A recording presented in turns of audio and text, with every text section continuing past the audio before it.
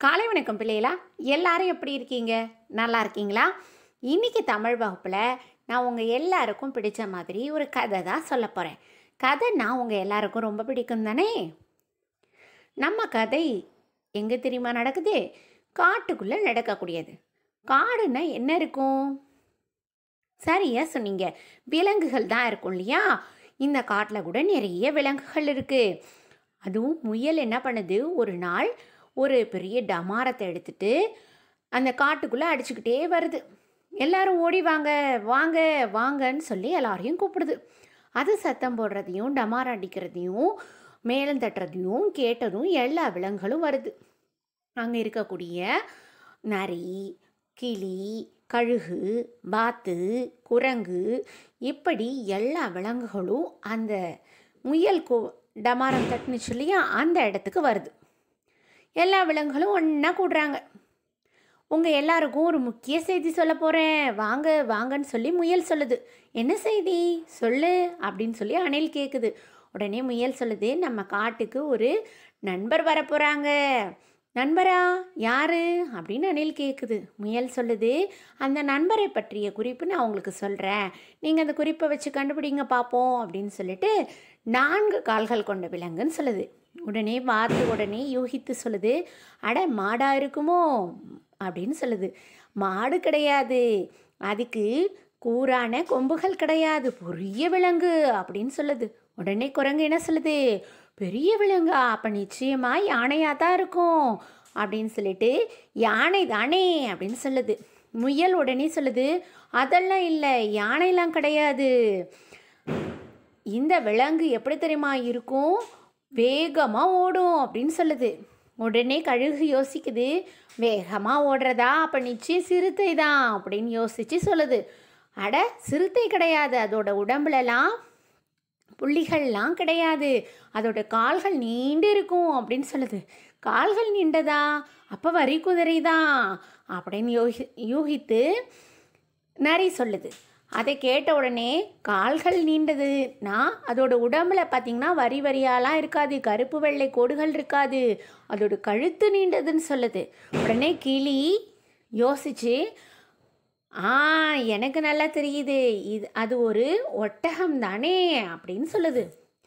ஒட்டகமா? ஒட்டகமும் கிடையாது, நீங்கள் சொல்கிறது எல்லாமே தவறு. இந்த விலங்கினுடைய கழுத்து நீண்டிருக்கும், கால் நீண்டிருக்கும், அதனுடைய உடம்புல கட்டங்கள் இருக்கும், என்ன சொல்லுங்க பார்ப்போம் அப்படின்னு சொன்ன உடனே எல்லா விலங்குகளும் சொல்லுது, ஒட்டகச்சிவிங்கின்னு. ஒட்டகச்சிவிங்கி அவங்க எல்லாம் சொன்ன உடனே அந்த இடத்துக்கு வந்துருச்சு. ரொம்ப அருமையாக இருக்குல்ல இந்த கதை. காட்டுக்கு வந்த நண்பர் யாரு? ஒட்டகச்சிவிங்கி இல்லையாப்பா?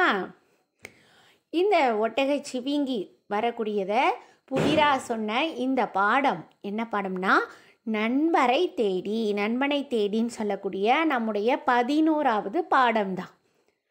இந்த பாடத்தினுடைய பயிற்சிகளை நம்ம பார்ப்போமா? முதல் பயிற்சியாக நமக்கு இருக்கக்கூடியது பார்த்திங்கன்னா, படித்து பழகுக இந்த பகுதி தான் இல்லையா? முதல் பகுதியில் இருக்கக்கூடிய தொடர்களை நம்ம வாசித்து பார்ப்போமா? கூரான கொம்புகள், இதை எழுத்துக்குட்டி வாசிப்போமா? கூ ரா ந, கூரான. கொம்புகள், இது என்ன எழுத்து? கோ எம் பு, கொம்பு. க எள், கொம்புகள். நீண்ட தும்பிக்கை, நீ என் ட, நீண்ட தும்பிக்கை.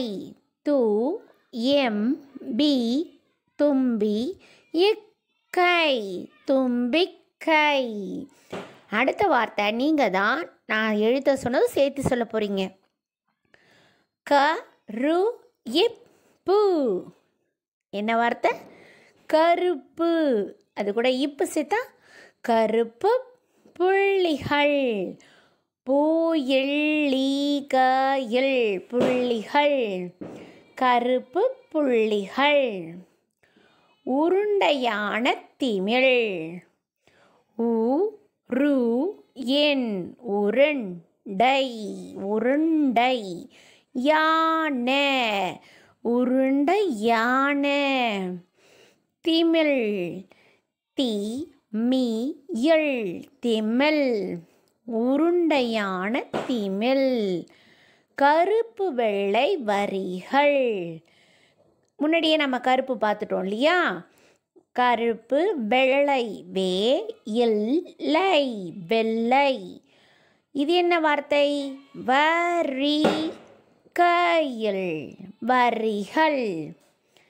கருப்பு வெள்ளை வரிகள். இந்த இந்த தொடர்கள் எல்லாம் நீங்கள் வாசிக்கிறதுக்கு நல்லாவே பயிற்சி செஞ்சுக்கணும். சரிங்களா? இன்றைக்கி நீங்கள் இந்த நம்மளுடைய தமிழ் வகுப்பு முடிந்த பிறகு இந்த தொடர்களை எல்லாம் நீங்கள் வாசிச்சுட்டு எனக்கு ஆடியோ மெசேஜ் அனுப்புங்க பார்ப்போம். சென்ற வாரம் கூட நீங்கள் பாடல் பாடி எனக்கு ஆடியோ மெசேஜ் அனுப்பியிருந்தீங்களே, ரொம்ப அருமையாக பாடியிருந்தீங்க இல்லையா? சரி, அடுத்து பாருங்களேன். எழுதி பழகுக அப்படின்னு சொல்லக்கூடிய இந்த தொடர் பகுதி தான் அமைஞ்சிருக்கு. எழுதி பழகக்கூடியதை நீங்கள் கண்டிப்பாக பார்க்காம எழுதணும். டிக்டேட் பண்ணியோ அப்படி இல்லைனா நீங்களே வரிசையாக மெமரியில் வச்சுட்டு மனப்பாடம் பண்ணிவிட்டு வரிசையாக 1 by 1ஆவோ எழுதணும். சரிங்களா? வாசிப்போமா?